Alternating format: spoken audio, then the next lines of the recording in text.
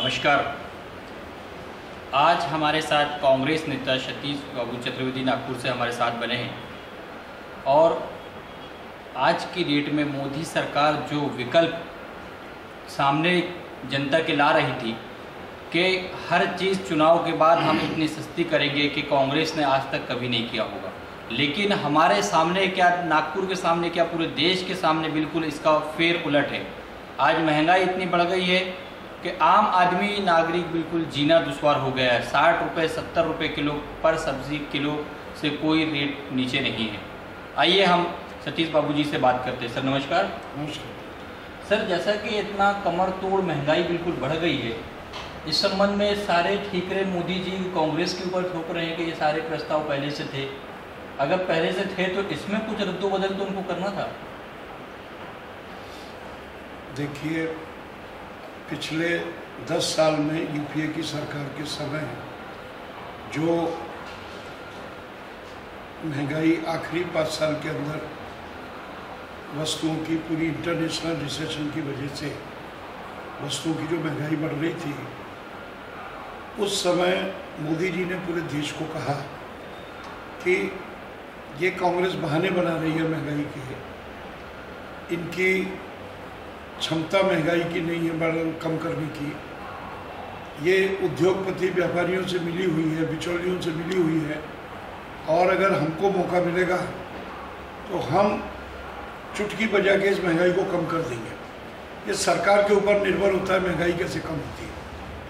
और पूरा लोकसभा का चुनाव हिंदुस्तान के 126 करोड़ लोगों के बीच में महंगाई के मुद्दे पर हुआ, और लोगों ने इस उम्मीद से कि कांग्रेस की बढ़ाई हुई महंगाई ये लोग कम करेंगे, बीजेपी कम करेगी, इस उम्मीद से जबरदस्त बहुमत उनको, पब्लिक ने उनको बहुमत दिया कि मोदी जी जैसा बोल रहे हैं उन पर विश्वास करके ये महंगाई कम करेंगे, इसलिए बहुमत दिया। लेकिन 1 महीने के अंदर आते बराबर 10 साल कांग्रेस ने रेलवे के किराए को हाथ नहीं लगाया।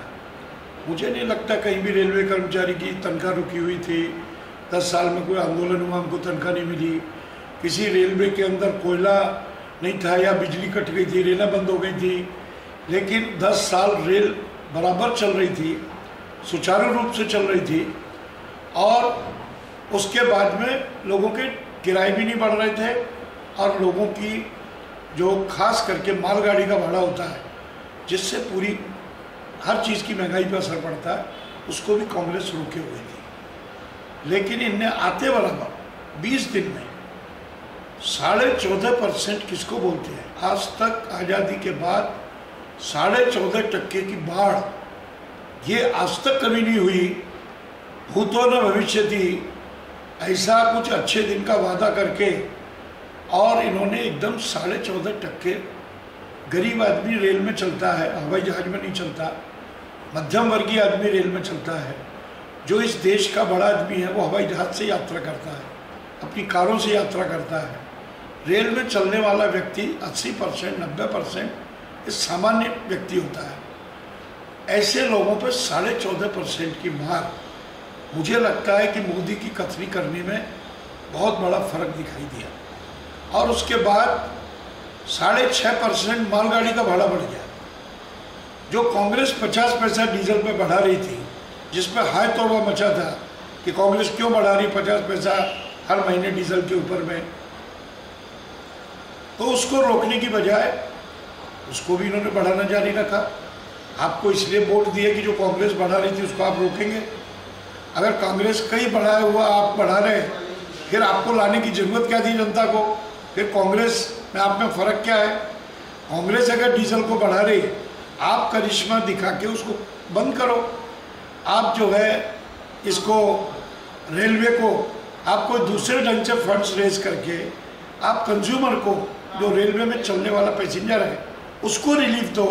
उसमें आपका विजडम और आपकी पोटेंशियल कैपेसिटी दिखाई देती है। लेकिन जो दिखाई दे रहा है, काले धन की बात हुई, हमने पहले दिन एसआईटी बना दिया। बहुत कम लोगों को मालूम है कि सुप्रीम कोर्ट का कंटेम्प्ट होता अगर पहले दिन एसआईटी नहीं बनती। क्योंकि 20 दिन का समय सुप्रीम कोर्ट ने दिया हुआ था और वो उनको किसी भी कीमत पे पहले दिन उसमें कमेटी बनानी थी। आचार संहिता और इलेक्शन के दौरान कांग्रेस उसको नहीं बना सकी। आपने पहले दिन वो किया, लेकिन वो करने के बाद आपने लोगों को बीच में मोदी जी बोला था कि मैं 40 लाख करोड़ रुपए ब्लैक मनी विदेशों में वो लाएंगे तो सब रोडें बन जाएंगी, सब गरीब आदमी के कर्जे उतर जाएंगे, पूरे देश का विकास हो जाएगा। रामदेव बाबा और बीजेपी कंटिन्यूअस कि कांग्रेस के नेताओं के काले पैसे वहाँ जमा हैं, ये 50 साल से राज्य कर रहे हैं, इनके अरबों रुपए स्विस बैंक में जमा हैं। अब आपकी सरकार है, आपके पास CBI है, आपके पास पूरी यंत्रणा है, आपने SIT सुप्रीम कोर्ट के अंडर में बनाई है। आप जिस भी कांग्रेस के नेता के काले पैसे हैं उसका नाम जाहिर करो, उसको फांसी चौराहे पर खड़ा कर को जो सजा देना दो। और अगर आप ये नहीं कर सकते तो आपने जो देश को गुमराह किया था काले पैसे के नाम से, फिर आप या तो उनको नाम जाहिर करके उन पर कार्रवाई करो, और नहीं कर सकते हैं तो आपको जाहिर माफ़ी मांगनी पड़ेगी कि आपने गलत प्रचार करके जनता को गुमराह किया। अब काला पैसा आज 2 महीने हो गए, SIT बन गई, अभी तक कोई लिस्ट सामने नहीं आई, कोई नाम सामने नहीं आ रहा है, कितना अमाउंट है ये सामने नहीं आ रहा। लोगों का कहना है कि लोकसभा के चुनाव में 50,000 करोड़ ब्लैक मनी खर्च हुआ है मैनेजमेंट और कैंपेन और दूसरी चीज़ों के लिए। अगर 50,000 करोड़ खर्च करके बीच में कोई फिगर आया था कि स्विट्जरलैंड से 14,000 करोड़ आने वाला है, 50,000 करोड़ ब्लैक मनी चुनाव में खर्च करके 14,000 करोड़ हम स्विट्जरलैंड से लाने वाले होंगे, तो इस देश को क्या मिलने वाला है और क्या गरीबी दूर होने वाली। इसलिए हर चीज़ में एक जो उनकी पॉलिसी दिख रही वो महंगाई के मुद्दे से भटका है। पहले आर्टिकल 370 की चर्चा पहले दिन शुरू कर दी, इसकी ज़रूरत नहीं थी। आके उन्होंने कॉमन सिविल कोड की बात शुरू कर दी, आके अयोध्या मंदिर की बात शुरू की। आपको लोगों ने आपने विकास की बात कही थी, आपने आपका धार्मिक मुद्दा नहीं रखा, आपने कहा सबका साथ सबका विकास, ये आपका स्लोगन है, मेन